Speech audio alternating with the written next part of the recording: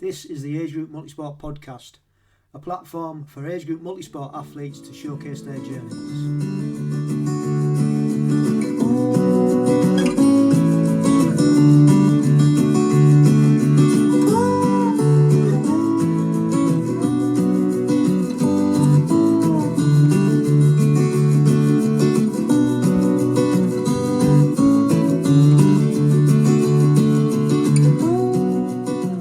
It wasn't really until I moved down to Tunbridge Wells that things changed, and there was a couple of things that changed. So one was the birth of my daughter in 2017. So I didn't do anything that year in terms of triathlon. She was born in April, and I promised my wife that I was going to sort of take a step back from all the fitness stuff.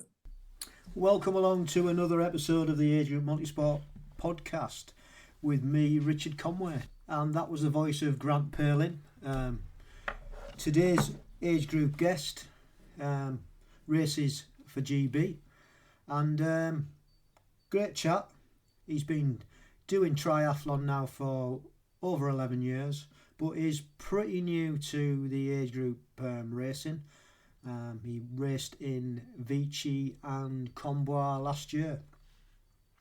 We had a great chat, like I said, and we touched on some really interesting topics. And as you heard there, parenthood changed how he raced and how he trained, and I think it does for most people, to be fair. I really do admire the people that can continue doing it year after year when they've got a family that are growing up. Hats off to them. And also we have a chat about racing plans and AI racing plans, actually, which Grant uses in his own training. So, yeah, lots to get into there with Grant. Really nice guy. Really enjoyed the chat. So that's coming up. Hope you're all well and you're staying safe and dry and warm. And this weather has been pretty crap in January. Lots of storms and lots of rain, especially where we are in Lincolnshire. So I hope you're all safe and your training's going well, ready for your first races of the season. We've got 7 weeks now until East Fortune, which is the end of March. So we're gearing our training towards that. I'm on week 5 of my Build Me Up plan on Zwift, and I gotta say it's really, really hard, but I think it's doing me some good. It's what I needed, so I'm glad I've done it. I've started it, and I'm on week 5. Also, finally got back into the pool, so I've been back swimming a couple of times a week, just getting a feel for the water again and practice on technique basically before I do any structured training. And running's doing okay. Not had any injuries so far, touch wood. So we'll keep chipping away, and hopefully we will be able to get to the start line injury free and as fit as possible. A new bike's been purchased for the World Cross Duathlon that I'm going to take part in June, end of June at Pontevedra. As you've probably heard already, I decided to upgrade my mountain bike instead of a road bike this year to use in the World Championships and the European Championships when we find out where they are, because the mountain bike I had was produced in 2011. It's a hardtail, and things have moved on since then. So with lots of investigation and research and watching YouTube videos and the like, then come up with a bike that I wanted to get. So me and Mrs. C jumped in the van last Saturday and went across to Birmingham to Satini, the bike shop, specialised bike shop over there, and picked up the bike, and it's absolutely fantastic. So really, really happy with it. Got an absolute steal. So yeah, happy on that front. Just waiting for some new pedals to come, and I need to get it all protected. I bought some tape to protect the frame. I've been out on it and set the saddle height and the bars to my requirements. Still need to get the bars cut because they're absolutely huge, and me being such a little fella, it's not conducive for my posture, so I need to get them. They've already been cut down slightly when the guys at Satini give me the bike. We cut them off a bit, but they need more off. So next time I go down there, which will be about 5 weeks' time, just to get it checked over, I'll get some more cut off them. But other than that, absolutely fantastic purchase. Really, really happy with it. And I can't wait to get out and give it a ride in earnest. And speaking of new kit, British Triathlon finally launched the new tri-suits that will be available this season. And they've been manufactured by Hoob, which we all knew anyway because it got leaked a fortnight ago. And got to say, the range looks pretty cool. I've been on the website, Hoob website, and the British Triathlon website, and it does look pretty cool. And I think it's all been received really, really well. You know, the design and the colours and everything else. The only stumbling point is the price. And the cheapest tri-suit is a massive £199. And to be honest, we'll still go and buy one when we have to, because we've got no choice. But for that to be the cheapest suit, I think it's just a bit steep. This sport is expensive as it is anyway, and that really hasn't helped anybody at all. I know that it's great that Hoob are a British company and they're making all the clothing for British Triathlon age group, which is a really nice synergy. But please, come on. It's just like £200 for a tri-suit is just ridiculous. Interestingly, age group news that you can follow on Facebook and on Instagram, they did a straw poll, as David Pearson, the creator and co-founder of the platform, stated, with several other countries and the prices of their tri-suits. And let me just give you a rundown of the prices of the kit from other countries. So the Spanish kit was €120, which comes out at about £100. The Irish kit was about £142. The American kit was £153, which is where we were last time round, I believe. The Austrian kit was £113.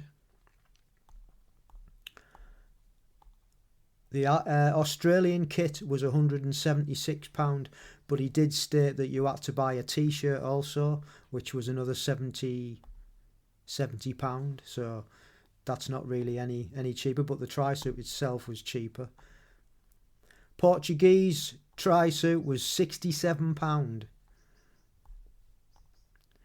German tri-suit was reduced actually, because previously it was £142 and now it's down to £101.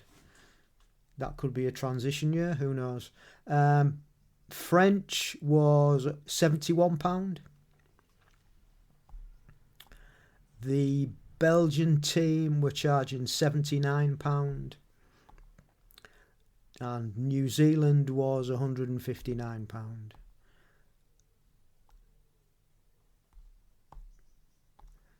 So that gives you an idea of prices. It's so variable, but all in all, it came out that our tri-suit was the most expensive, £199. So I don't know. Like I said, we haven't got a choice in the matter. We're going to have to buy one eventually. I'm hoping that by next year, when I have to buy one, because I can use this year's, the one I've currently got for this year's races, and then I'll have to buy one next year. Hopefully by that time they might have dropped in price. So yeah, I don't know. Let me know what you think. Get in touch. You can get in touch. I'll probably do a YouTube video on this as well, and you can drop us a line or you can drop us an email, or yeah, get in touch and let me know your thoughts on the prices of the kit. But you know, it's expensive as it is, and this just doesn't help anybody. So, and we're trying to get more inclusive, and yeah, it's just becoming more and more elite, I think. So, anyway, no podcast recommendations on this episode, but we have got some YouTube channel recommendations, and they include Triathlon&Dan, Just Do It, Swim Bike Stew, and Lazy J Racing. And there's a mix up there of long distance and short distance and duathlon racing and some cross country and some cyclocross and mountain biking, all mixed in. Some great videos, great personalities, great training tips. So yeah, check those guys out. And speaking of cyclocross and cycling in general, been watching as usual the cyclocross that's on every week, and really enjoyed it. The ladies is just fantastic, and the men's has been lifted the last few weeks with the return of Matthew van der Poel and Wout van Aert. And the World Championships are coming up this weekend, actually. So if you get a chance to watch it, it's really good fun. There've been some absolutely horrendous conditions that they've been riding the bikes round, and lots of thrills and spills. It really is a spectacle. So I would definitely recommend that. And then there was the Tour Down Under that was on. First of all, the ladies were on for, I think, 3 days, and then the men have just finished last weekend, and that was a 5-day race, and that was pretty good. Nice to see all the new bikes and the new kits that are going to be out for this season. So yeah, that was interesting. So if you haven't seen that, you'll probably find some highlights on YouTube. Yeah. Right, let's get to the main event. Hope you enjoy Grant's journey into our world of triathlon and age group, and we shall see you on the other side. Good morning, Grant. How are you? I'm very well. How are you? I'm good, thank you. Whereabouts in the world are you? I'm in Tunbridge Wells. I know you've had a couple of my friends on previously, Baggy and Jay Blunt. So okay, David Baggy. Yeah. Yeah. Part of the same triathlon club as those guys. Love it down here. I'm originally from Newark in Nottinghamshire. Okay, you're not far from me then. Not far from you, yeah. So up that way. But moved down here after university, and been sort of in the south ever since. Lived in London for a bit, and then moved out this way, and it's a lovely place, a great training ground. Lots of hills, lots of countryside, lots of nice rides. It's Cool. and lots of lakes as well. So good for everything really. Yeah, excellent. It's what you want, isn't it? Yeah, absolutely. Thank you ever so much for reaching out and wanting to share your story. So if you would just like to introduce yourself, we'll get going. Yeah, thanks, Rich. So my name's Grant Paling. I'm 41 years old. I've been doing triathlon since 2013. So it's been quite the journey.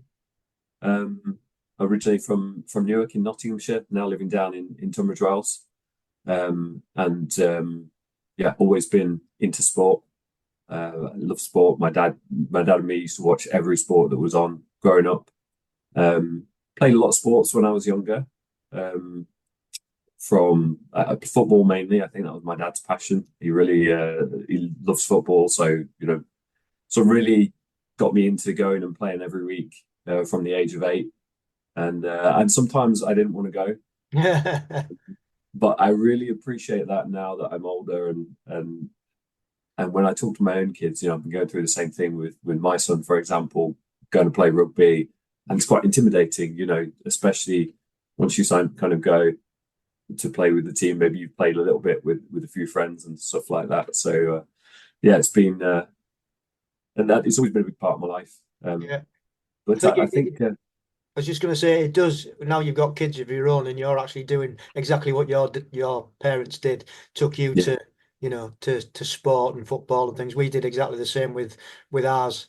I think it's only when you've got kids and you do it yourself because that's what your parents did for you that you appreciate what your parents actually it what the I don't know what they gave up, I suppose, because the weekends yeah, for us, the weekends were just football, up until he was exactly. Yeah, 18. it really is. It's my dad took me and my brother everywhere. Both of us played football on different days. Even when I was at university, I went university in Loughborough, and he would make the round trip to pick me up. It's a 35-mile drive, so he'd drive there, pick me up, take me back, and then we would play the game. Then he'd take me back again, and then drive home again. It's a 140-mile round trip every Yeah, weekend, yeah, and that's I was over 18. I couldn't drive, yeah, and he made that commitment every Sunday, which was nice. We always got a chance to chat, although sometimes maybe I was a little bit hungover. And so it was a good chance for us to catch up every week. But also, I mean, it's an amazing commitment. So, yeah. and he was, real driver for me being in sport, and my mum as well. My mum did the London Marathon a few times, Mm. and that was always, inspiring. She kind of takes a bit of credit for me being in triathlon. She said, "I'm never fast, but I'll never stop." She was always, Yeah, yeah. Well, you just keep going and going. yeah. Um, If you've got that mental attitude from your mum, then that's a great one to have, especially in our sport. yeah, absolutely. Yeah, But cool. yeah, so I started off playing football, and then I didn't get into triathlon until 2013. So I'd sort of been playing football for about 26 years from the age of 8. Yeah, Kind of got to the point where after every match, my ankles would be hurting and just about kind of recovered for the next week. And it was clearly taking a toll on my body. And I just thought I quite fancy doing something else. And a friend of mine, John Seven, he did triathlon when he was younger. right. Um, and he decided he was going to do one to get back into it. He'd kind of given it all up sort of throughout university. And I'd signed up for the London Triathlon. And he said, "Oh, you want to do this with me?" And I thought, "Yeah, that sounds cool. I quite fancy doing that." I'd sort of seen a little bit of triathlon on TV. I wouldn't say I'd seen a lot of it, but obviously I'd seen 2012 with the Brownlees and stuff like that. So um, decided to give it a go. Mm. And and then I thought, right, what do I need to do? I'm I guess a little bit different from some of the guys who come on here. I guess have had no sporting experience. Some have done running, swimming, or cycling. I was kind of in between in that I always had a good engine of football, but I'd never done any competitive running. Didn't own a bike.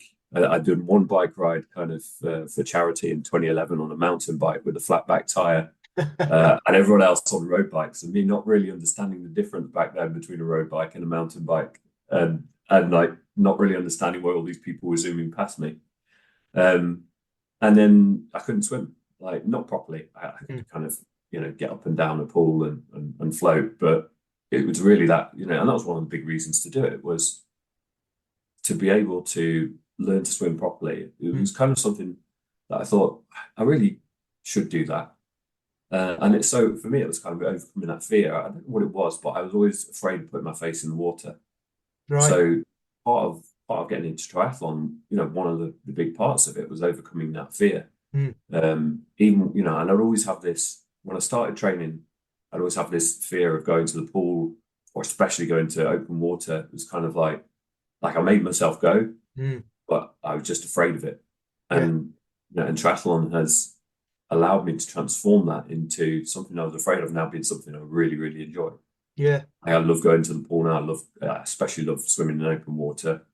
I just find it so good and relaxing. Yeah. And And so that's just on that, because on the last episode we were discussing about anxiety and imposter syndrome, but it was mainly anxiety in the water, especially open water. The last guest, he just basically had a panic attack. Did you ever experience anything like that? no, I didn't. It wasn't so much the. In fact, I've always felt quite comfortable in mass starts for. I don't know why, but I think I've never kind of struggled with that. It was more just the anxiety of going into the water and more about it being something that I knew I wasn't very good at Yeah. the start, and I knew my technique was terrible. So it was more the anxiousness of I'm doing this because I need to do it, not because I enjoy it. And Yeah. I'm so happy having transformed that. I really Mm. looking back at where I was, 11 years ago when I started, into where I am now, where swimming is something I deeply enjoy. Mm. Still not the best at it, but I've come so far, and I hugely love the fact that triathlon can push you to do things like that. Yeah. Yeah. So yeah, Yeah. I and mean, Andy, like a lot of us, not the best of swimmers, started from scratch like yourself. And he did have those issues. And like I said in the last podcast, a lot of people go through that as well. Even if they're good swimmers and the pool swimmers, and they come from the pool to open water where it's a totally different ball game. Even if they're really, really good swimmers, that shock of being wanting cooler water, shall we say, sometimes, and also amongst so many people starting at the same time, is yeah. it is a thing that can throw people. So yeah, but that's great that you've embraced it, really. It's strange. I kind of always embraced the chaos of mass starts. I Yeah. don't know why. I guess I it's guess it's because I didn't it's have that it's how baggage. it's like everything, isn't it? It's how you interpret things mentally. Yeah, You could absolutely. you can look at that situation and think, oh God, I'm going to get swum over. I'm going to drown. Or you can look at it and think, yeah, bring it on. This is going to happen. This is Yeah, part of the sport. And if you're clever and you've got experience, you can take yourself to the sides. You can hang back. You know what I mean? Or you can try. yeah, If you're a absolutely. really good swimmer, you can get out at the front and not have that at all. Yeah, no, absolutely. And that's what I used to do a lot. Kind of go out to the side. I started trying to kind of get back in the mix a bit now, Yeah. to try and get more draft. As I've kind of got a bit more confident, but yeah, did exactly that. Just got where could be as comfortable as possible. Mm. I do remember one early on where there's about 100 of us in a space that was about 10 meters wide, and just getting kicked in the face from the go, and in the goggles coming off. Yeah. And so that was quite nasty, but it was just like you just carry on, So Yeah, you just got to reset, haven't you? You know what I mean? Just yeah, stop, get yourself reset, and then off you go again. yeah, Yeah, absolutely, cool. So yeah. how did it go from learning to swim? What did you get your own coach? Were you in a club then, or how did you learn basically? Yeah, no, I mean, first few years, so that initial year of trying, I just used YouTube, watched clips on Yeah. how to breathe, proper breathing technique. Um, Not too much on swimming technique actually. It was more about breathing technique, a bit on open water technique actually.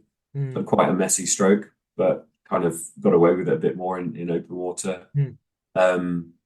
So yeah, just kind of learned from scratch. I didn't even get any swimming lessons that I can remember. I had a few people give me some tips and things like that. I wasn't a member of club back then, so I lived in London at the time, um, and yeah, just didn't. I always thought, well, I'll have to join a club at some point, but never kind of got round to it. So those first few years were just doing a few races. So I before London, my first triathlon was at Thorpe Waterski Lake, just called Thorpe Triathlon. It was part of the series, I think. Hmm. I'm not sure if they still do it.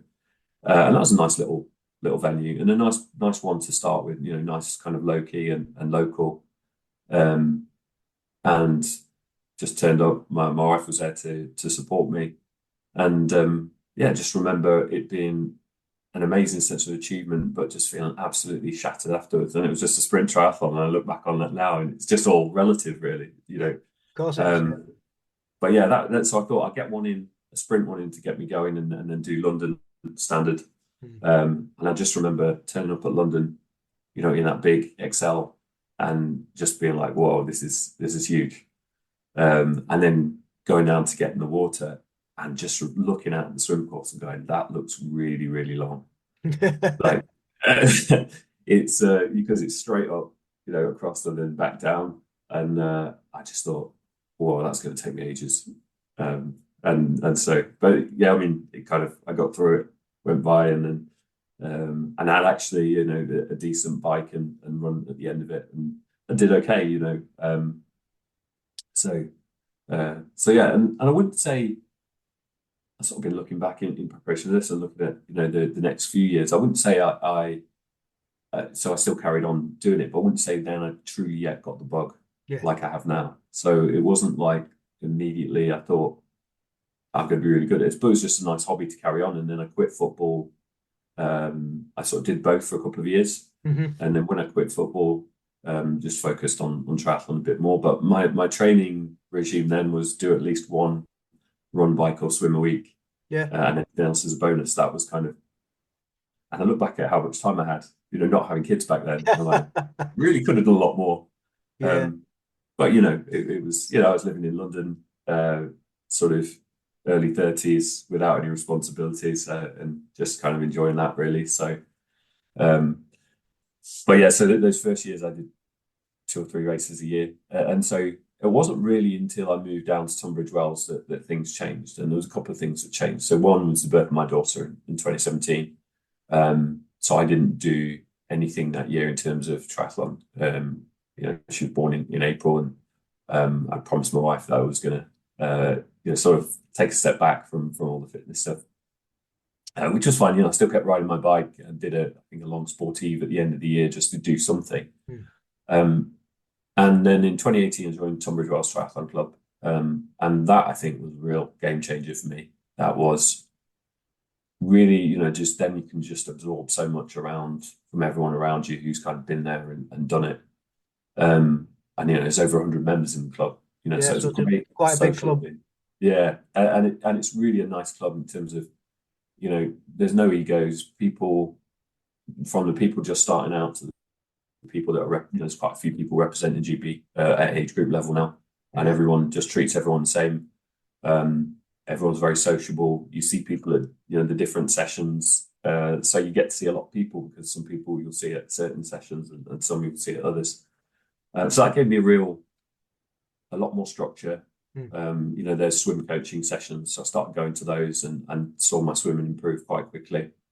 And there's also track sessions as well, and that was a big game changer for me in terms of really pushing myself on the run. I would say that's always been my strength of the three. Yeah, I was going to ask you which was your your favorite of the three, and two your strongest. I mean, I love cycling and running. As much as I do love swimming now, it's a means to an end a little bit. But yeah, cycling and running are the two, and I think they're kind of equal, I would say, in how much I enjoy them. I love climbing on my bike. I love getting to finding massive hills and trying to get up them. There's no shortage of those around here.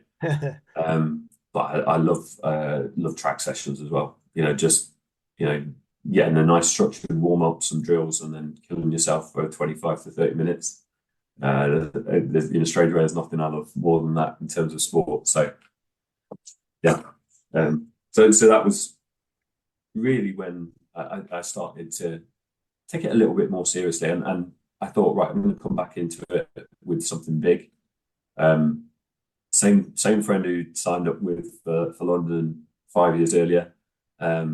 Now me, him, and another guy we know decided we were going to do Ironman 70.3 in Mallorca. So that was the first half distance, middle distance race.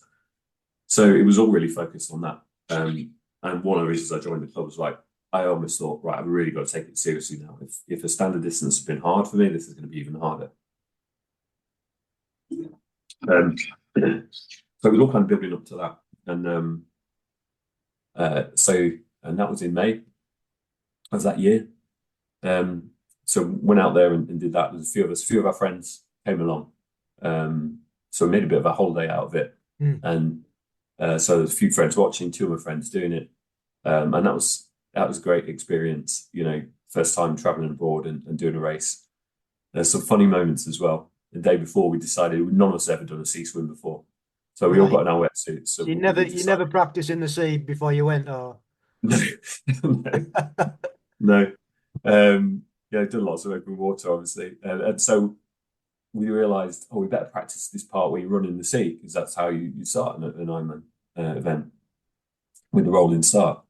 The 3 of us went down to the sea, and we all decided, right, we all there in our wetsuits, and we go, right, 3, 2, 1, go. We run into the sea, and we must have looked like right idiots. We all just falling all over the place. We got nowhere really in terms of getting into the sea. So it was good that we practiced because we did Yeah. a lot better the next day. It was just kind of, we must have looked like we were, yeah, a bunch of idiots out there. So it was nice to do it together with those guys, and so we did the race the next day. I had my goggles snapped just while I was queuing up in the Oh holding no. pens. That was a good start. And then, but yeah, managed to sort of tie them together last minute. But it was kind of one of those things where you just really don't need it. And then had a good swim. Had a decent swim. Kind of hit the target I was looking for, and then got out on the bike. And Mallorca's one where there's only really one climb, but it's a really long. It's like a 12K climb, I think. Okay, yeah. So it was a pretty decent climb. It was about an hour's climb in the end for me on that day. And so I got over that, and then I'm sort of flying back down, and there's people on TT bikes. I was only on a road bike at the time. I decided to go with a road bike because of the big climb, and there's people flying past on TTs, and I'm about 70K, and I'm coming to the last feed stop, and grab a banana and a water bottle, sort of chuck things away, and start pedaling again. Look up, there's nobody there. Get a banana in my back pocket, look up, still nobody there, have a sip of my water. And then somebody has stopped in the middle of the road, not kind of pulled off to the side, they've just stopped in the middle of the road. And I picked up a bit of speed again by now. And by the time I look up, I get smashed into them. And just being British, I went, "Oh, I'm really sorry." Yeah. Yeah. And it was an Italian guy started shouting at me, and it was only afterwards I thought, hang on, that was his fault, right? Yeah. He was kind of just sat in the middle of the road. But yeah, it came off pretty badly. I've still got some scars on my elbow and my hip. And what I didn't realise was a book on my wheel. Right. So then I did the last 20K, and I'm bleeding as well, and I've got that kind of adrenaline spike as well from having had a crash. But I'm like determined to make it back to transition. Suddenly everything seems really hard, and I didn't realise my wheel was literally afterwards when I took it out of transition, I couldn't move it. Yeah. It was Yeah. that badly buckled. So Wow. I've absolutely burned myself out those last 20K. Yeah. So when I got onto the run, started really fine, but then it's about 30 degrees by the time running along the exposed seafront as well. And about 12K in it, I'm just massively bonked, and had to pull out. Oh. And that was a real turning point for me, because I was there with two of my best friends who I was beating at the time, or certainly I was certainly had taken over one. I was catching the other one, and he'll probably say I wouldn't have beaten him, but that's for another day. Yeah. And then all my friends watching as well. Yeah. And I just remember feeling so embarrassed afterwards, and yeah, that was just the way I felt. I mean, it was a learning experience, but that's the point where I went, I'm never letting that happen again. Yeah. Like, Well, if I can help it. those stories are your war stories, aren't they? I mean, they happen in Yeah. race scenarios. That happen. As cautious and as careful as you can be, it just happens. I was Yeah. at one of the drafting races qualifiers, I think probably 2 years ago now, and I've just jumped on the back of this group, and they'd corned off the inside of the course. I think it was Alton Park for the runners. And I jumped on the back of this group, and somebody had nudged one of the cones out. The guy in front of me saw it. I didn't see it. Head over the handlebars, straight over. Yeah. Racing incident. I was very lucky. I didn't damage anything, but Yeah. I couldn't do the run like you. I didn't finish it. I got back on the bike, finished the bike. Adrenaline kicks in, doesn't it? And you think, oh yeah, you'll be all right. But I was, in the end, ribs. I was just in so much pain. I had to pull Yeah. out. So, but it doesn't put you off. Things happen, and like you learn from them, don't you? No, I mean, I really think that is one of the events that's probably most responsible for me making it to the level I'm at today, and continue to improve, because it really showed me, I think I'd got my nutrition wrong anyway. But I mean, if you look back on it, if you have a crash, you don't go zooming off on the run. But I was so consumed with catching my mates that I just went after them. Because one of my mates had passed me on the bike, and he couldn't see that I was bleeding. So when he passed me, he was like, "Yeah, yeah, come on."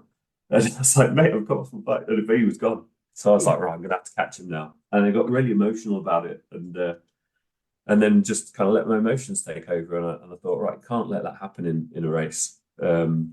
Again, so it was kind of a really good learning experience for that. But also that feeling of all of our friends being there and the other two guys there with the finisher t-shirts and the medals. And they said, oh, go on, you can get a finisher t-shirt if you want. I said, I don't want it. No. So I want to remember this moment so that, I can use it in future to motivate myself. And it's absolutely been that. Been that. So, yeah. And then I just wanted to race again the next day. I was like, I need to redeem myself. And there's been a few things throughout the years where it's like there's been races where they've been redemption races because something went wrong. In the first one, I remember doing a race, doing Windsor Triathlon in 2019. So that was kind of the next season after that, and I took a wrong turn in the swim and ended up coming third overall. But that was because I cut 14 minutes off my swim. So I was like, and I would have been on for a decent race. I still would have been on for a decent result. So then I had to go back and do it again a couple of years later, and it was like, this is the redemption race for that one. Yeah, I find though that I think in most races it never goes perfectly. I mean, you very rarely have a perfect race. There's always something, isn't there, that you make an error or you do something wrong. I just did a off-road trail duathlon at Sherwood Pines a few weeks back, and two things went wrong. My Normally I'd have lock lace in my shoes, but my trail shoes haven't got lock laces in, so I was running around with my lace undone. Didn't want to stop to tie it up while I was running on the first run, so into transition, I had to stop and tie my lace up. That was the first mistake. Second mistake was I was following this bunch on the bike, and we'd come to like this junction where you could turn left or go straight on. I looked up and all I saw was this guy go straight on. I didn't see all the others turn left, so I followed him down this wrong trail. So literally, it dawned on me straight away. People were shouting behind, and I mean, really good, telling you that you're going the wrong way. So literally turned around. But it's little things like that. I lost the punch at that point, and I couldn't get back to them. But it's little things like that, isn't it? That for one thing or another. But then the next time you go and do it, like you said, you make sure that doesn't happen. I'll Absolutely. now put laces in my shoes, so that won't happen again. And yeah, it's part of racing. Part of racing. Yeah. If you're not making mistakes, you're not learning, are you? No, absolutely. I did exactly the same thing, as you did. I was racing at Hever Castle. The funny thing was, I'd actually recce'd the bike course, and not only that, I'd led a recce of the bike course because I know it really well. And yet I still got in race mode 2 weeks later on the actual race and followed a group who were just out for a Sunday ride. And then there was a group and then just followed them 2Ks in the wrong direction downhill. So I had to come up, do some extra climbing to get back up again. Yeah. But yeah, I think, like I said, it's first of all, you've got to expect things to go wrong, I think. And I think that's also something that I think has changed for me over the years and changed with experience is once things have gone wrong, and you kind of accept that you're never going to have the perfect race. It's really going to be rare that you're going to have the perfect race. Then that's quite a good thing to get into your head. Because early on, I think if things went wrong, my mentality might be, that's it, the race is gone now. I'm kind of not going to take it seriously for the rest of the race.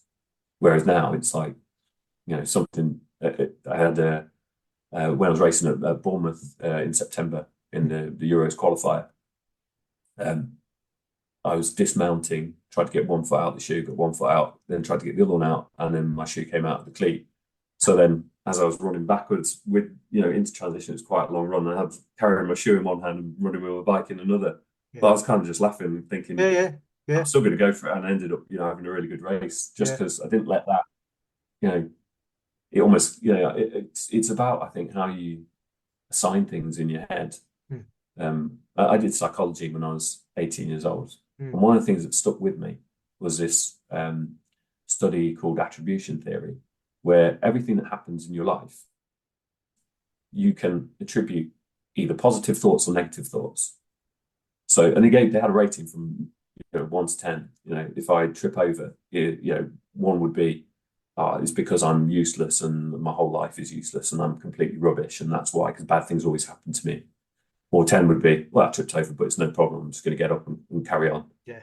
And it's that kind of, I think once you understand how your mind works, you can influence it, and you can train your mind to be more positive. Yeah. And honestly, that's one of the things studying psychology that changed me from, I was quite a negative person in my teenage years.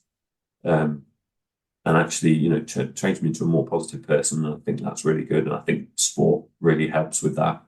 But it's also good to have that positive attitude, carrying it into sport, especially in something like triathlon where things often go wrong. Yeah, 100%. Watching the Super Tri this year and seeing some of the mistakes that those guys, professionals that do it day in, day out, like, for example, a couple of them on, I think it was the same race, Hayden Wild and the girl from Luxembourg. She was French, but she races for Luxembourg. Both ran around one of the run loops with the helmets. Yeah. Did you see that? Yeah, I did. Yeah. Yeah. And I it's mean, just like, if they can do it, then anyone can and do it, it. it didn't phase them. They're just like, well, I've got it now. I'm just going to crack on. I can't afford not to. I guess Yeah. in the longer distances, if you make a mistake, you can gain that time back. Shorter distances, not so much. But it is what Yeah. it is, isn't it? It's exactly like what you've just said. It's your perspective on things, and you've got to put it into perspective. Yeah. Do Absolutely. this for fun at the end of the day. Yeah. Exactly.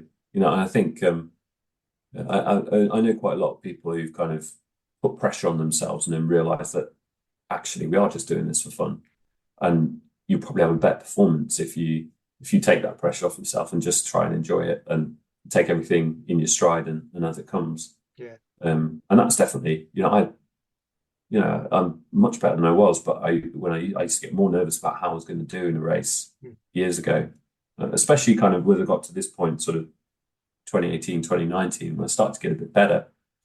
I put way more pressure on myself before a race to try and do well, because I was actually starting to do quite well. So yeah. Yeah. But yeah, so that took us up to 2019, and then obviously 2020 and COVID reduced racing. It's been interesting listening back to some of your early podcasts before this, to and just remembering what it was like back then, but I think that was another thing that was quite influential on me, in that kind of made me realize how much I loved triathlon and missing it. And actually, when I came back after that, I was a lot more active. Now I'm really, trying to get a season where it's 6 or 7 races. Before that, it was sort of 2, 3, or 4 a season. Yeah. Now I'm, and then one of the coaches at the club, one of their bits of advice was stay active, stay racing.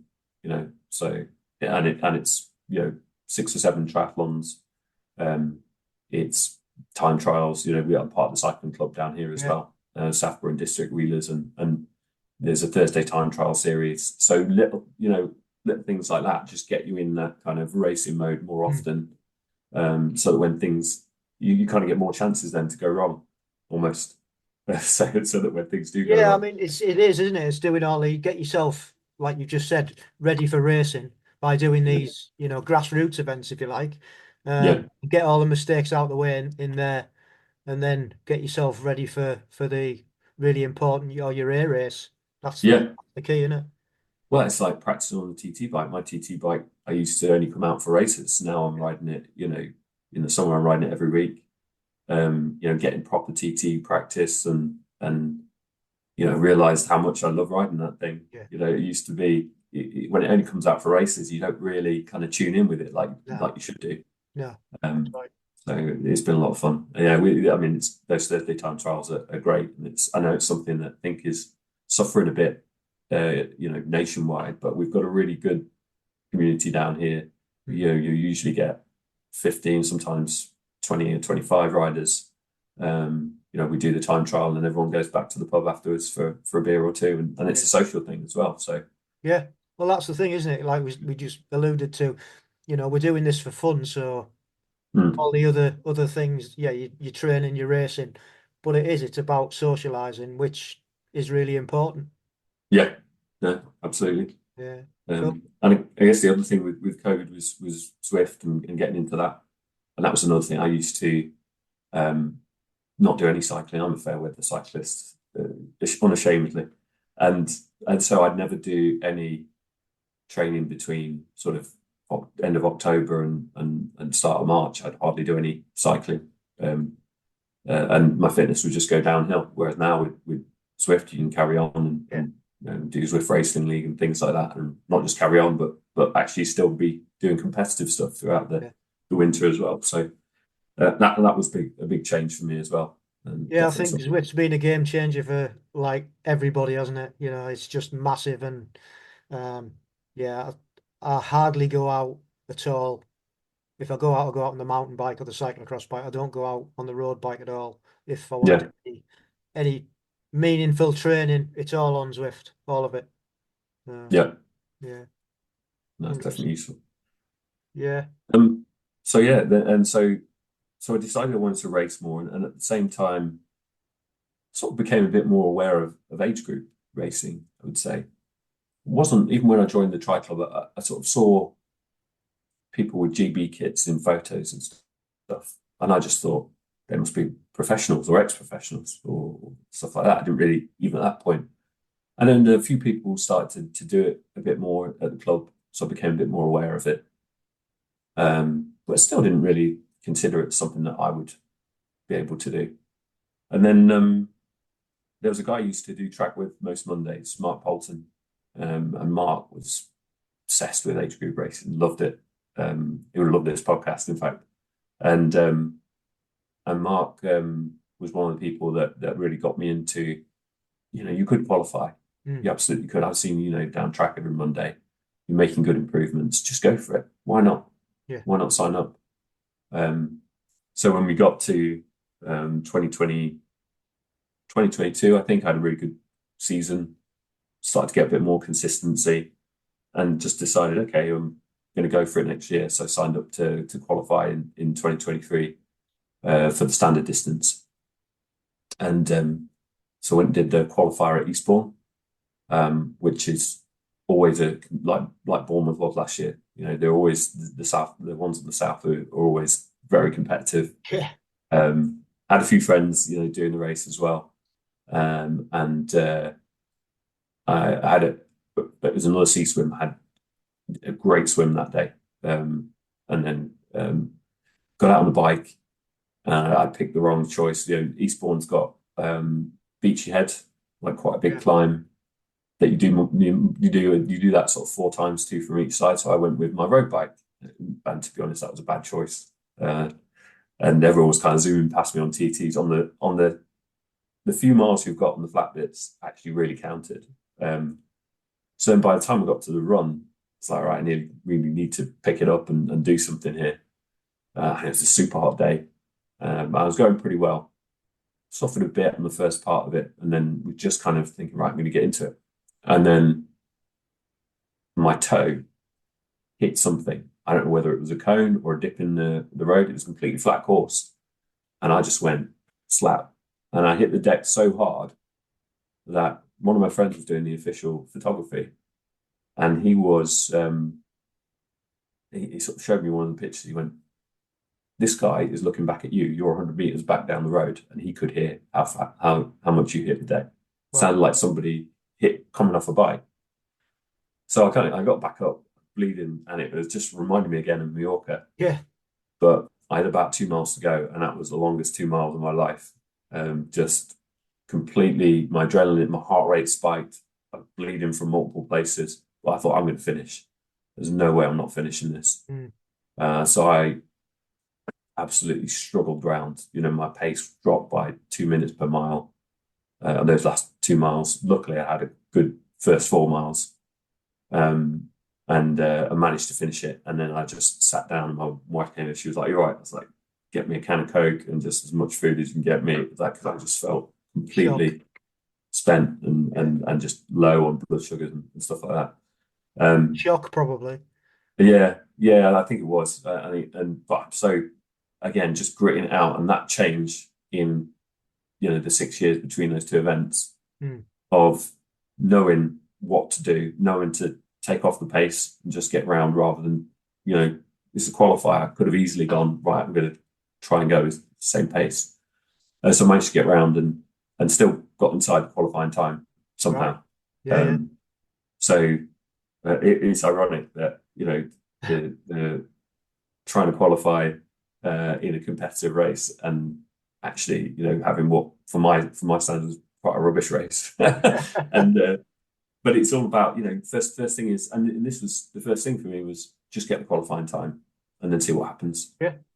But then I was in the roll down place, so it was kind of months of waiting, and I got quite obsessive around checking, watching every day, looking at yeah. There were 2 more races after that. So Yeah. at the time, I think there were less than 20 people signed up. Right. I was like, oh, I can still get in the top 20. I've got qualifying time. And then it get close to the deadline, and suddenly there's a flood of people signing up for the later races. Yeah. I was kind of checking every day. Yeah. And yeah, so then, obviously a few people qualified ahead of me, and I had to rely on the roll down place. But yeah, managed to, I think I finally got that confirmed in maybe April last year. But in between then, I'd also signed up to do Weymouth 7.3 Yeah. in September. So I went down and did that. And that was a horrible day.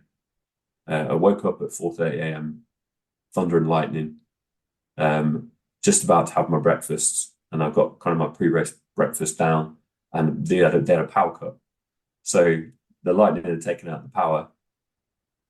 So I just had a bit of bread and honey, like not my planned breakfast at all. Just try to get some carbs and some honey in. And then my mate I said he was going to drive me down there, who I was staying with. I've got a friend who lives down there. So we're driving down towards Weymouth, and all we can see is over the sea near Weymouth, just lightning. It's just like, he's like, there's no way you're going in that. I was like, there isn't any way I'm going in that. But they still said the swim was going to go ahead right until the last minute, and then they cancelled it with about 2 minutes to go before the race started. They said, right, the swim's cancelled. So 4,000 people or so in wetsuits down by the seafront had to go back into transition and just wait for further announcements. And then they decided it was going to be a rolling start, just in your own time. Go and get changed, get into your bike, and then it was just going to be a bike into a run. So we did that, and had a really good race. Solid bike and really good. I got PB on the half marathon for the distance, and so then I was like, right, well, I can use that to qualify for the 7.3. So I thought, well, I'll sign up for that as well. It's because I just thought, well, there's no guarantee I'll get in the standard, and 7.3 was in May of 2024. Yeah.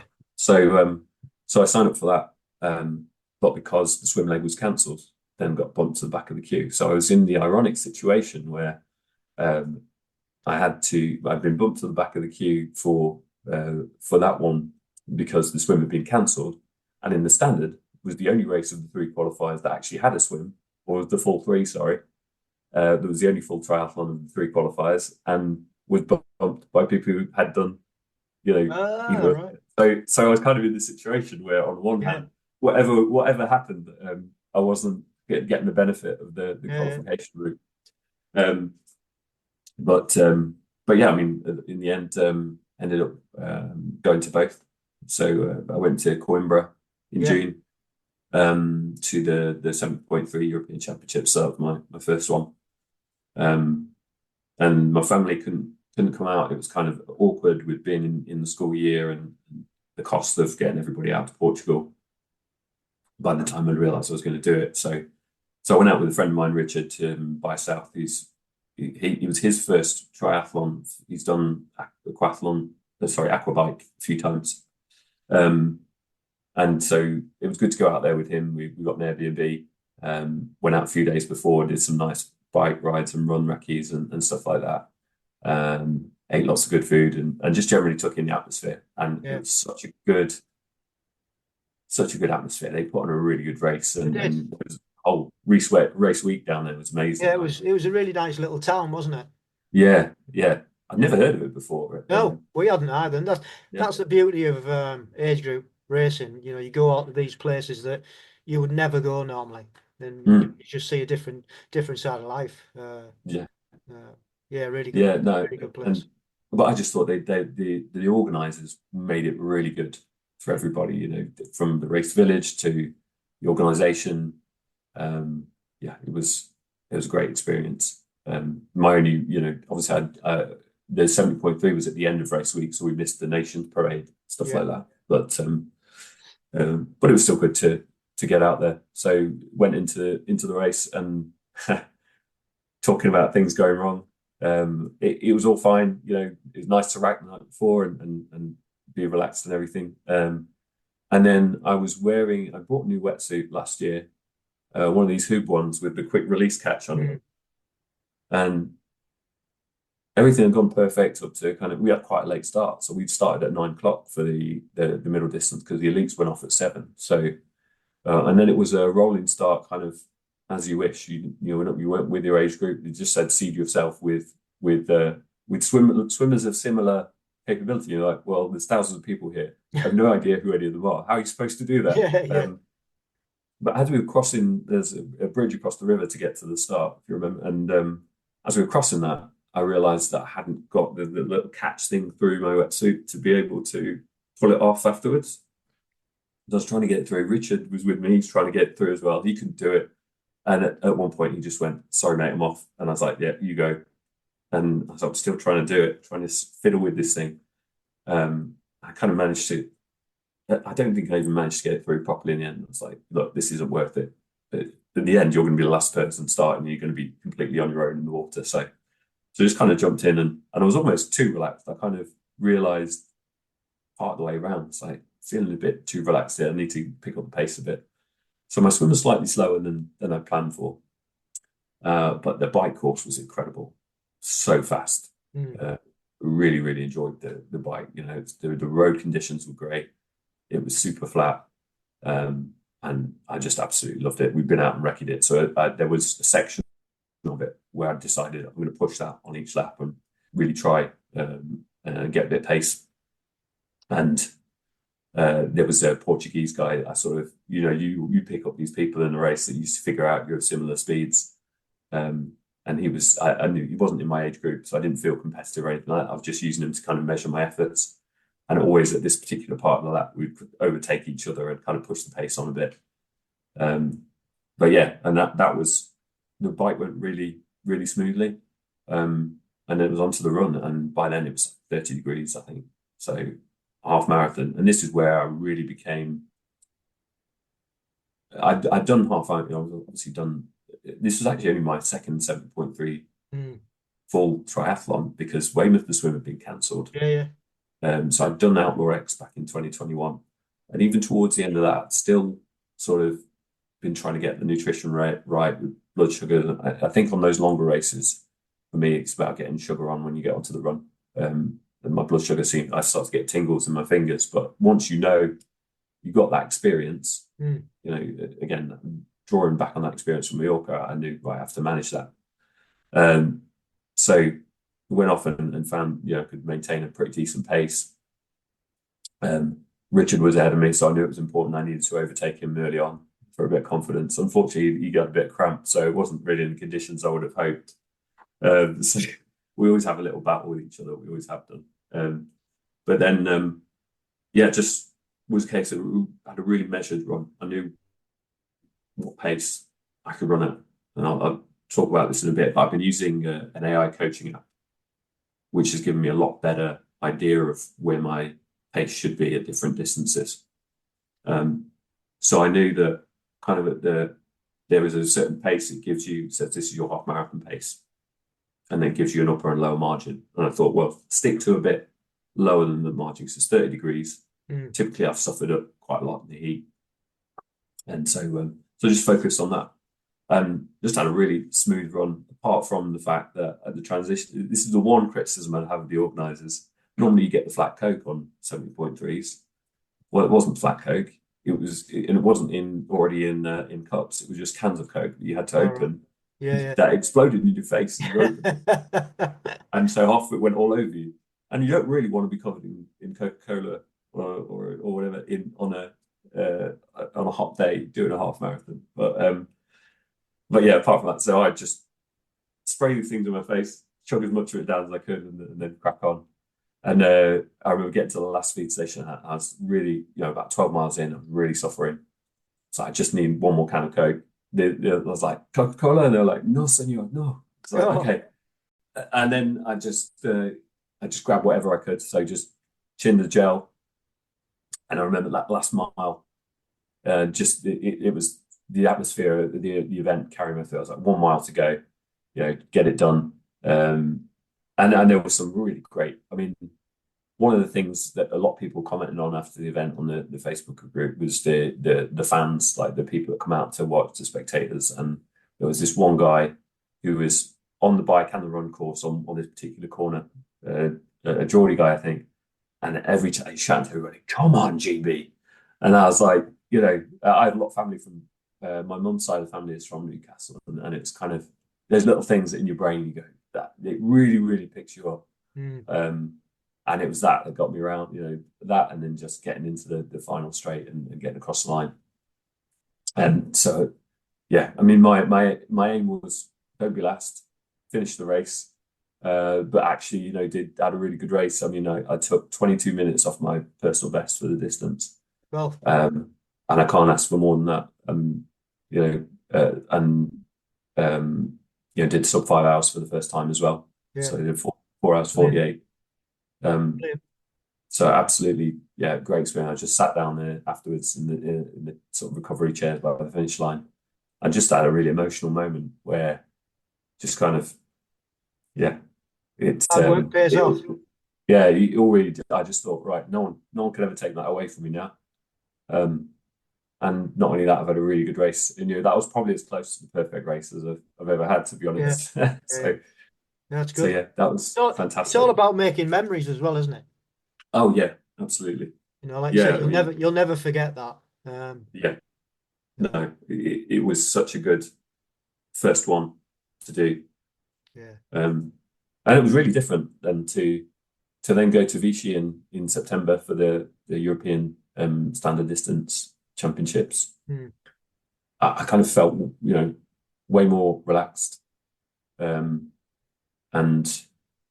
didn't go out a few days before. I had my family with me this time as well. It was really special to have, not only my kids and my wife, but my parents were there as well. And even in the nation, I got to do the Nations Parade this time.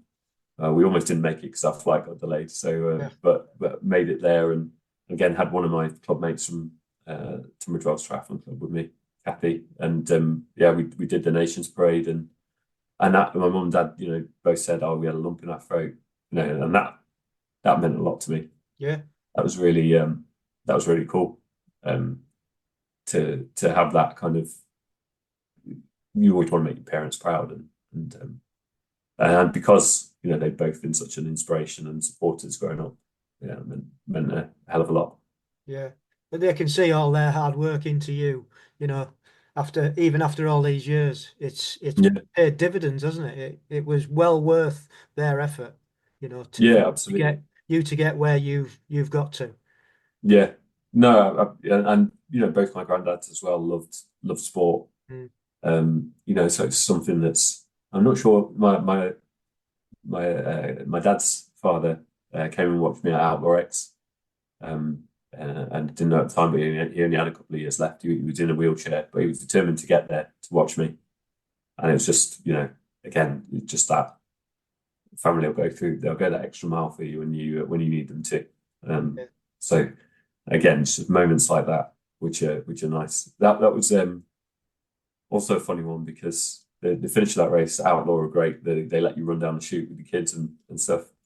So I had my son was 2 years old at the time. My daughter was 4. And I said, right, guys, when Daddy comes round before the race, I was like, when Daddy comes round at the end, you could come down with me. My daughter was like, yeah, I'm ready. I think she thought somehow she was going to be in the race because she ran really fast. Yeah, my son was 2, he didn't really understand. So I picked them up ready to run round. My daughter's ready to go. I'm having to hold her because she wants to run off as fast as she can down the chute. And then my son starts crying, so I have to scoop him up.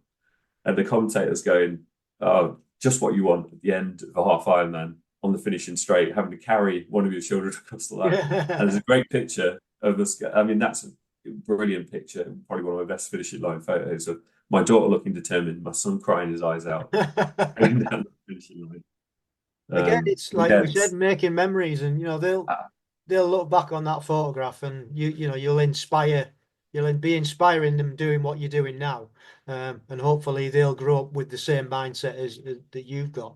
But yeah, it's incredible, these things. That it's only when you start reflecting on all the things that you've achieved and your yeah, family. That's the beauty of age group as well, because you can go and make it a holiday. You can include them, even if they're not into the sport, they can still be included by coming and supporting and having a holiday. And it's just great.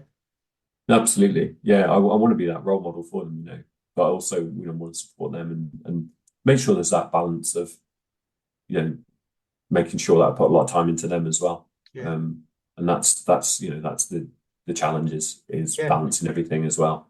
I mean, that's a massive challenge. I was speaking to one of the ladies a few episodes ago, and we were like, hats off to you guys that have got, young families, and you're doing this, because I didn't start till my youngest, who was 18 at the time. He stopped playing football. Like you, he'd played since he was 6, and that's all we did. And I did a bit of running and biking leisurely, but nothing until that was done. And then Yeah. we started doing our own thing then. And as it happened, he did a bit of triathlon as well. He got into it till he went to university and found beer. Um, you know, but we were just like, we're amazed how, guys like yourself with young families can actually fit it all in and do it all, because it's just like, how do you do It, it? it is hard.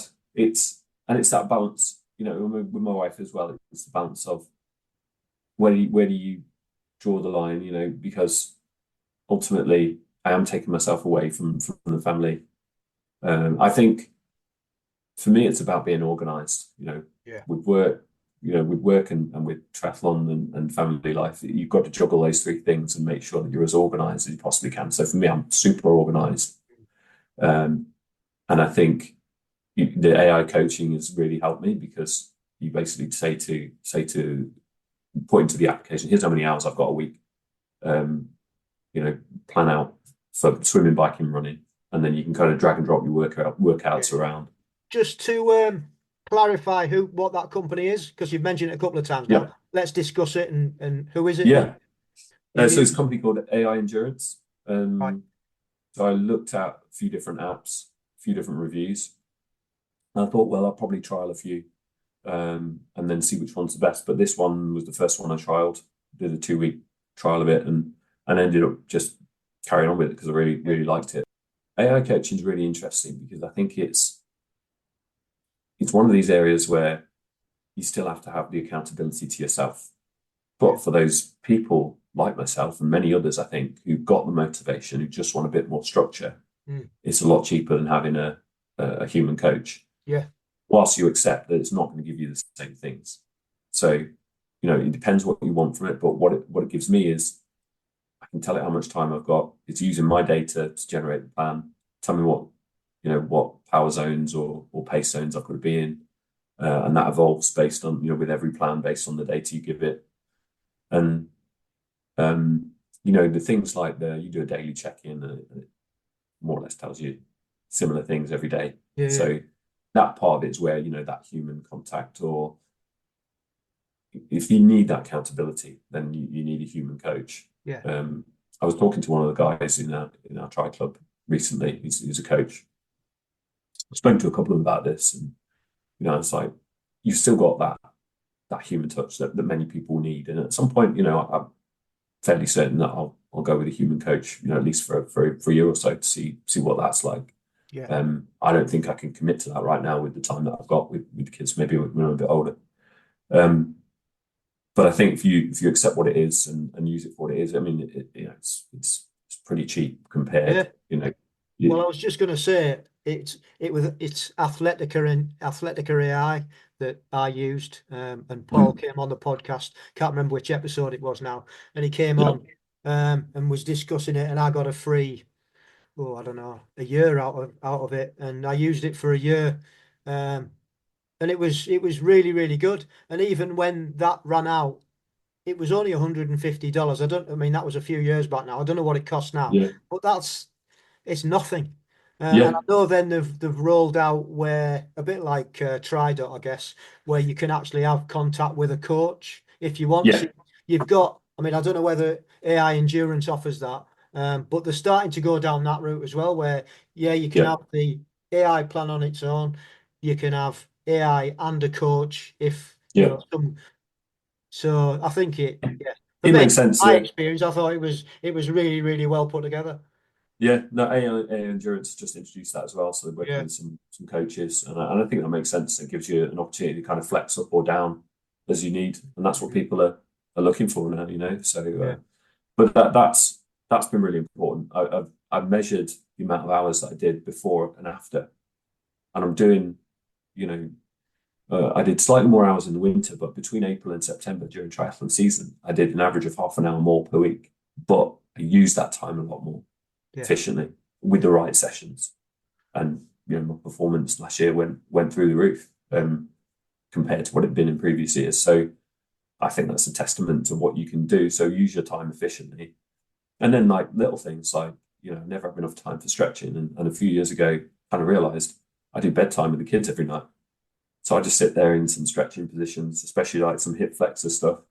First time my wife saw me doing it, she was like, "What are you doing? What?" Because you're in all sorts of weird stretching positions. But for me, I was like, "Well, this is a great time to do it." I'm sat outside in the hallway reading to both my kids at the same time. Sure. Neither of them can see me, otherwise they're going to start asking why I'm doing weird things. And then yeah, it's a great time to get it in, and I do that pretty much whenever I do bedtime with the kids now. Reading the story, I do a few stretches whilst I'm doing it. It's just little things like that can help you get the Yeah, most out of it when you have got young kids. And you yeah. know, It's there's a book I read called Tiny Habits, mm, by an author called B.J. Fogg, I think. And he talks about, introducing all these little things. Like, for example, I'll do some calf raises while I'm brushing my teeth, or you know what I mean? absolutely, It's all yeah, these, or making a cup of tea, I'll do some squats, and it's all these things that you can actually integrate and layer upon layer upon layer. So you actually don't have to go and take yourself off and do an hour of stretching or half an yeah, hour. You can actually do it while you're doing all your other, like you've just said, yeah. yeah, it But makes it's just a sense. different mindset of trying to get your head around that, isn't it? Yeah, it's like, I mean, I love you know Netflix as much as the next person. I like to sit down on the sofa sometimes. Sometimes I'll just do some workouts or some stretch, especially stretching or kind of core workouts and things like Yeah, that. You can sit in front of the TV and do that. yeah, You can still watch the same program. Um, yeah, especially if you know a routine well. I think if you know a routine well, you haven't got to look at a screen for instructions. Why not sit there and do it? Just it's a way to optimize your time, yeah, and absolutely. so that's I think that's absolutely what it's all about. When just because you're a parent of young children doesn't mean you can't do it, but you have got to find the balance. Hmm. Um, and I do think obviously I would love to give more hours to it, but I don't feel like I want to right now. Um, so I want to enjoy the time with the kids, and Yeah. while they're still young, because in a few years I'm going to be on call and they're not going to want to know who I am.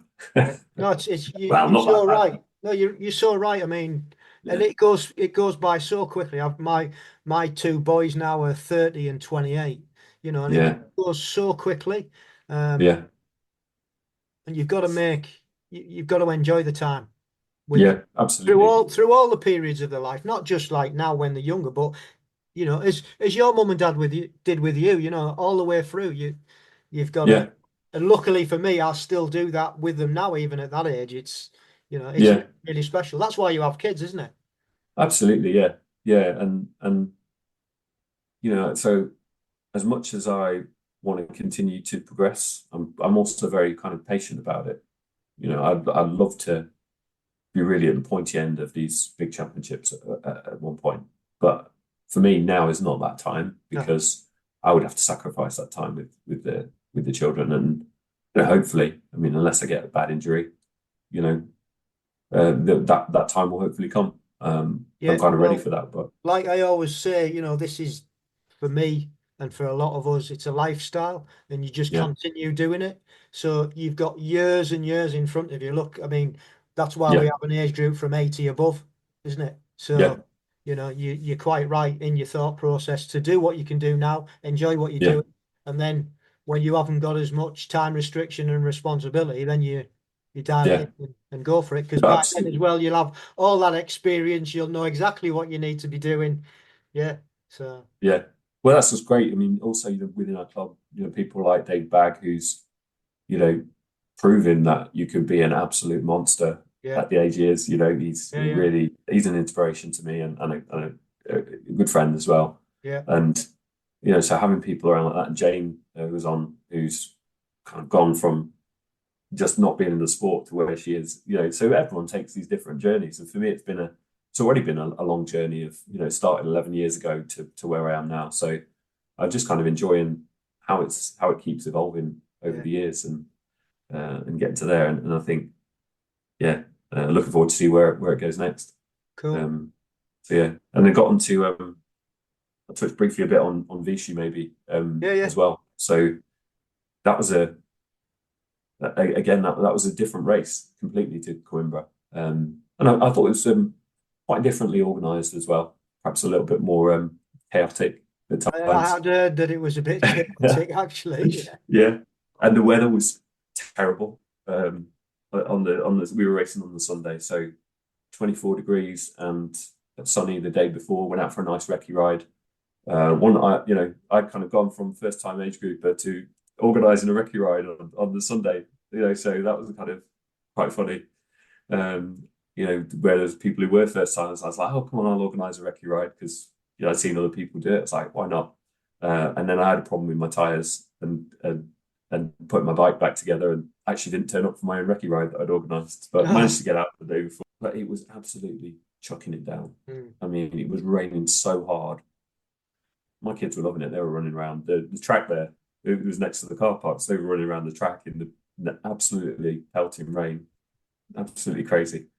And it was really weird. It was 3 o'clock start, so I don't think I've started anywhere near that late before in a race. So it was, how do you adapt to that food wise? And it wasn't kind of easy to kind of figure that out. But the preparation was quite good. Met a few of the guys in my age group in transition, which I hadn't done in Coimbra so much. So it was nice to chat to a few other guys as well. Meet a few guys there. And then we started all together on going down the pontoon. And again, this plays to my own experience. I kind of went to the inside, thinking, I'll have less distance to swim if I go there. And then I remember the swim starting, and then just breathing to my right and seeing the big pack just flying off, and me and about 2 or 3 others just being isolated on one side, thinking, oh well, next time stick with the guys who look like they know what they're doing. But then the bike was pretty sketchy in places. And actually, so got around the bike, probably about 12 kilometers to go. There's a guy that had gone past me a few minutes ago, absolutely flying. And then I saw that he'd come down, just hit I think he hit a pothole or something. He looked like he was really in pain. I was about to stop, but then I saw the marshals zoom past on the motorbike to him. So once I knew he was in good hands, kind of carried on. But then I thought, right, don't forget how sketchy this is. You're part of the way around. And I was going pretty well, overtaking quite a few people, and then got to probably the last tight turn, about 8 kilometers to go, and my hands have slipped off the handlebars because it's so wet, off the brakes, sorry. And so I'm carrying too much speed. Then I drastically tried to get back on and wrestle the bike back. But I was like, I'm going to come off here. So it's all about, again, experience, knowing where am I going to land, how am I going to land. trying to cling to the end of the rope, and then just went onto the grass. And it was one of those metal barriers that you have on the central reservation. Mm. So I've flown into that, hit my shoulder there, and then my right leg has pinged back up and hit the bottom of the barrier on my calf really hard. So I've got up. The marshal's like, "Are you okay? Are you okay?" It's like, "Yeah, I think I'm all right. Is my bike okay?" That was the first reaction. I go up, see that the bike the chains come off, so trying to get that back on, but bike seems to be okay. Span the wheels, okay, it seems to be all right. So it's taken me probably two minutes or so to kind of get back on the bike, and my calf feels like it's going to explode. And I'm like, "There's no way I'm going to finish this race." So I start going again and think, right, well, I'll just get back to transition. And probably about a kilometre later, I'm going quite well. I think, right, maybe I will get back to transition. Maybe I'll give the run a go. And then kind of another kilometre goes by. I'm like, I'm flying again here. I overtake one of the guys that had overtaken me that I'd already overtaken. So that gives me a bit of a boost. And then overtake a few more people. I'm like, I'm going quite well here. My calf's starting to feel better. Like, really felt like it was completely gone. It felt like a serious injury. And now it's starting to feel all right.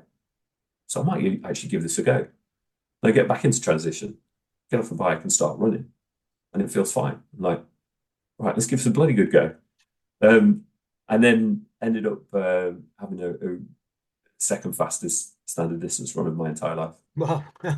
I'm one of the fastest 10K. It was slightly shy of 10K, one of the fastest 10Ks I've done, which was so strange to go from. I'm probably going to have to pull out of the race to, by the time I got to transition, I'm actually going to go for this.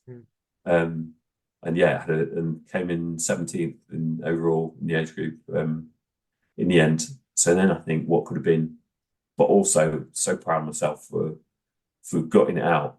And I had a couple of races when I came off. I came off the first race of this year, last year as well. And the same thing. It's like, doesn't matter. We're just going to get through it. We made it harder stuff, triathletes. Let's just get through it. And there's so many people. We have a lot of active race reports in our Triathlon Club group. And I saw so many this year where people have been through all sorts of adversity. Yeah. It's that I'm never giving up, Yeah. If your body can do it, your Yeah. mind is willing, I think it's that once you've crashed, it's that adrenaline rush, isn't it? That I've got to get back on my bike. It's just an instant thing. Yeah. And I'm like you, I'd have to be really, really badly injured to stop. Yeah, absolutely. I think it's just in you. That mentality wasn't always there. And that's another thing, just evolving over the years into a point where you've changed mentally to the instant I'm going to give up to or I'm not going to have my best race to it doesn't matter what happens, I'll just keep coming back, whatever you throw at me. Yeah. And I think that's such a powerful mentality to have. Yeah. And I think it's something you need at once you get into age group racing, you've got to believe in yourself and have confidence. And again, going back to the AI coaching, it was really a thing that gave me the confidence. I turn up to races in the past and go, I think I can do this time, this time, and this time. And probably back myself a bit too much. Now I turn up at a race and like, I know what I can do, right? Because I'm measuring it and I know roughly what I'll be able to do. So then you've got the confidence to go for it a bit more. Yeah. And if you are going a bit slower, like, come on, you can do better than this. One thing I said to myself, last couple of races of the season, sometimes I get on a run and maybe a bit too, not push myself hard enough. I was like, just bring the guy who's at track every Monday night, because that guy loves the pain.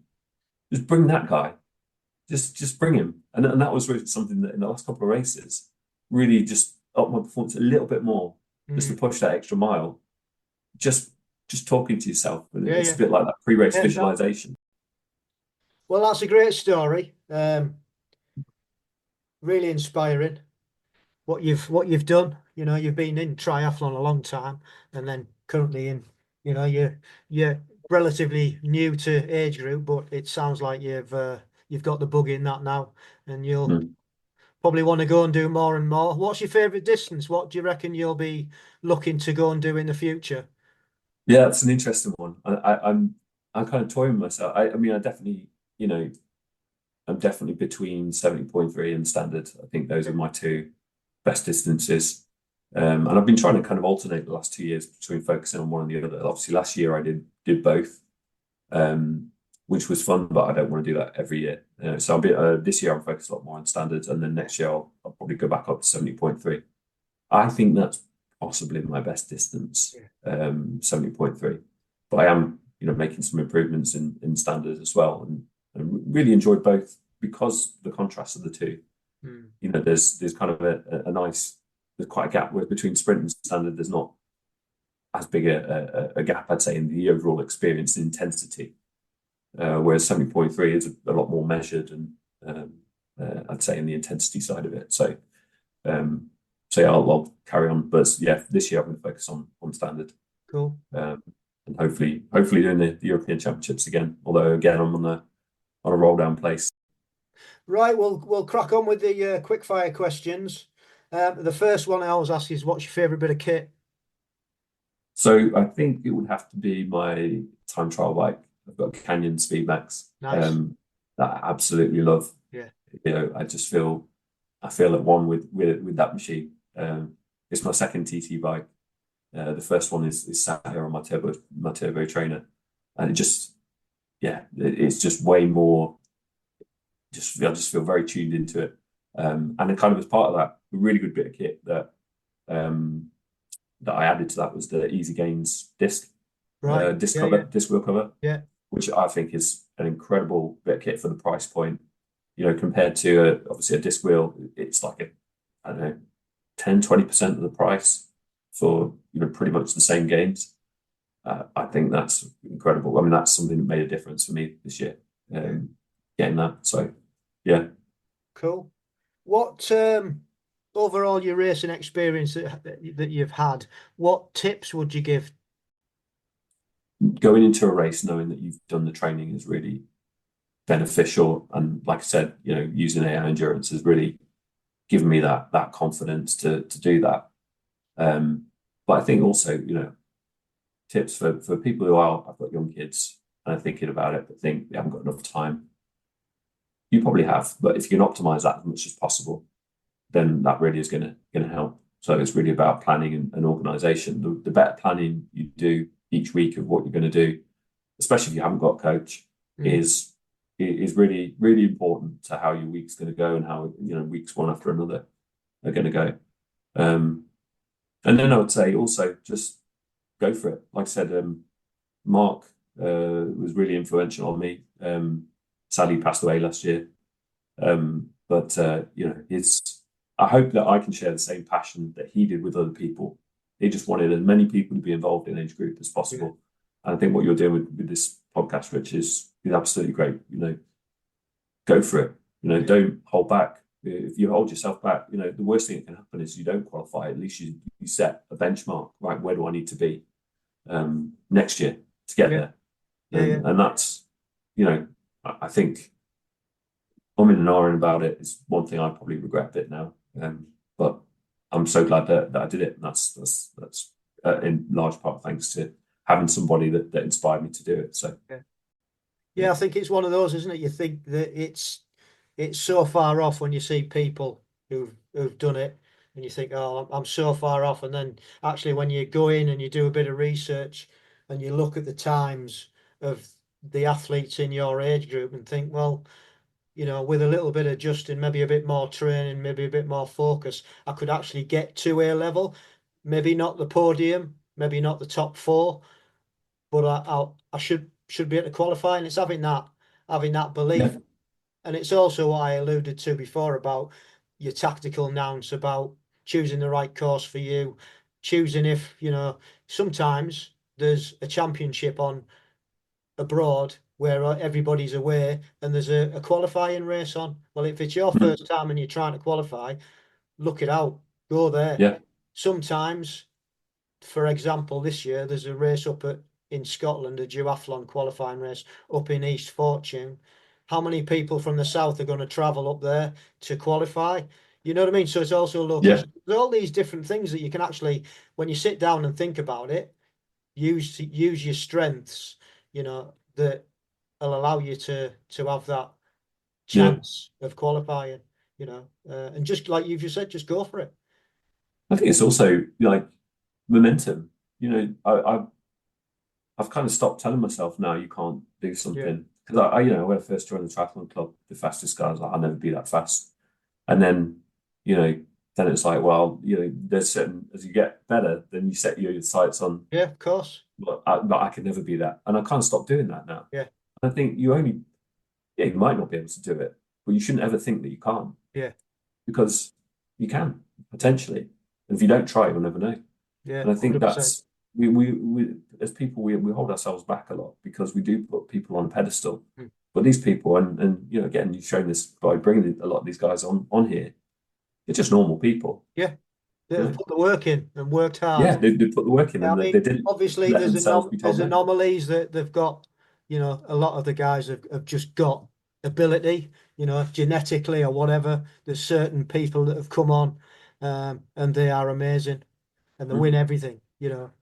But then for the rest of us, you work. No, I'm not saying they don't work hard because they do, because they love the Yeah, sport as much as us all. But then for the rest of us, it's not as easy. It's more of a battle. Um, yeah, but I think it's just as we've found in our club, our little club where we've got about 25 members, over 50% of us are age groupers, and we try and inspire everybody to have a go. Doesn't matter what their yeah, age, doesn't matter what their ability. Just we usually say, put your money in. You're going to go to a qualifier like we do as a group. Put your money in and see what happens. yeah, You know. absolutely. Yeah. So yeah, cool. Finally, then, what are your short and your long-term goals? I think short term, hopefully racing again in the European Championships this year and next. So this year also almost every race is qualifier or British champion. I'm doing British Championships this year as well at standard distance. I'm going to do a duathlon qualifier. Where's I that tried to one? score straight away. That's Clumber Park. Oh, you're going to do Uh, Clumber Park, yeah. Yeah. yeah, it's near obviously where I grew up. So I like to do Sure, yeah. races around there. To the It's a area good of nice. course. Yeah. Roads are a bit ropey, but Well, kind of used to that being in Kent. So, yeah.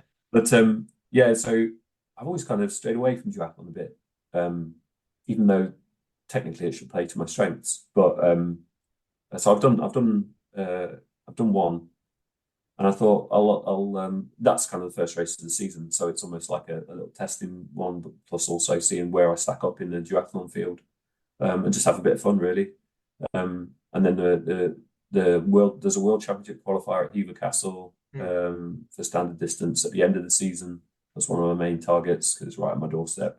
Yeah. I know the course really well, and that'll be the first attempt to qualify for the worlds.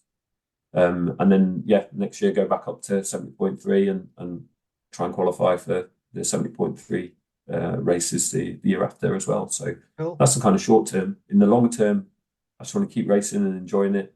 And like I said, at some point I would love to really push into, top 10 and podium sort of level. I'm very realistic about where I am and the time I've got right now. So, but I would love to do that. That's a long-term aspiration of mine, inspired by club mates like Dave Bagg and Jane not far off as well. They're really people that inspire me that I can do it and can get there. And like I said, I've kind of stopped telling myself I can't do stuff, but at the same time, I'm very realistic about the training time I've got. So that's the long-term goal. Hopefully, Cool. Well, come back on the podcast in 10 years and yeah. Hopefully we'll hopefully, still be doing it all that, in the future. yeah, Well, it's been a great story. It's been lovely to chat to you and listen to where you've got to so far. Good luck with everything in the future. We might bump into each other at some point. I did toy this year with having a go at Clumber Park standard. I've done the sprint a few times, qualifier. Uh, yeah, so I was toying with the idea, but I haven't committed as yet. So we'll see because it's not too far from me either, really. yeah, So yeah, thank you for coming on the podcast. Yeah, and all the yeah. best. Thanks for having me, Rich, and yeah, hopefully do bump into you sooner rather than later. That'd be really nice. Yeah, cool.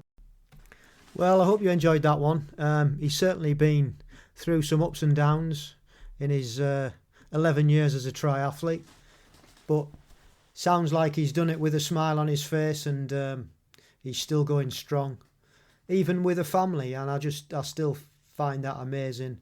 And hats off to people who've got into our sport and continue to do it as they become parents and they have children and all that responsibility as well as working, and they're carrying on doing the sport that they love. It's it's a big testimony to them, and it always amazes me how they can do it. And it was interesting to hear Grant's take on the AI training plan that he's following. Like I said in the interview, I had a great experience with Athletica AI when I used it, and it was very useful and reasonably priced.